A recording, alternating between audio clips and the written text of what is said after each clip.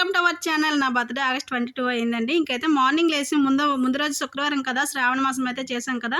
ఇంకా next day Saturday అయిందనమాట. Saturday ఉదయం లేచి పూజ అంతా చేసుకున్నాను, దీపం పెట్టుకున్నాను. గుడికి వెళ్ళడానికి అవ్వలేదు, వర్షం పడింది కదా. ఇంకా అందుకని ఇంటి దగ్గర దీపం పెట్టుకుని దండం పెట్టుకున్నానండి. ఇంకా అది అయిపోయిన తర్వాత మన ఈవినింగ్ అయితే నాకు పెద్ద గుర్తులేదు బర్త్డే అనేది. మార్నింగే గుర్తులేదండి. మా పెద్దోడైతే లేచిన వెంటనే హ్యాపీ బర్త్డే మమ్మీ అని చెప్పాడు. ఇంకా అప్పటితో మా బావ అయితే ఈవినింగ్ అయితే కేక్ తీసుకొచ్చారు. కేక్ తీసుకురావాలి, సర్ప్రైజ్ చేయాలి, సర్ప్రైజ్లు ఇవ్వాలని ఏం ఉండదండి. నాకైతే మాత్రం నేను అంత ఫీల్ అవ్వను. మనం పుట్టుకతోనే బర్త్డేలు ఏం చేసుకోలేదు కదా, మధ్యలోనే మనకి ఇవన్నీ అలవాటు అవుతాయి. మన జనరేషన్ పెరిగిన కొలదే అన్నీ తెలుస్తున్నాయి అనమాట. అన్నీ మనం సెలబ్రేషన్ అనేది చేసుకుంటాము. అందులో తప్పేం లేదులండి. ఒక్కొక్కరు ఒక్కొక్కలా ఆలోచిస్తారు. పెద్ద ఫిలాసఫీలు చెప్పకని అనకండి. ఎవరి సంతోషం వాళ్ళదే. ఎవరెవరు చిన్న చిన్న హ్యాపీనెస్ కూడా పెద్దగా మనం ఫీల్ అవ్వచ్చు అనమాట.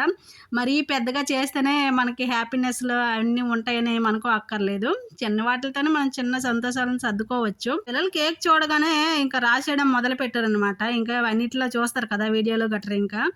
ఇంకా వాళ్ళనైతే మొహం నిండా రాసిస్తారండి. అప్పటికే రాయదు అంటే రాస్తున్నారు. వాళ్ళ సంతోషం వాళ్ళదనమాట.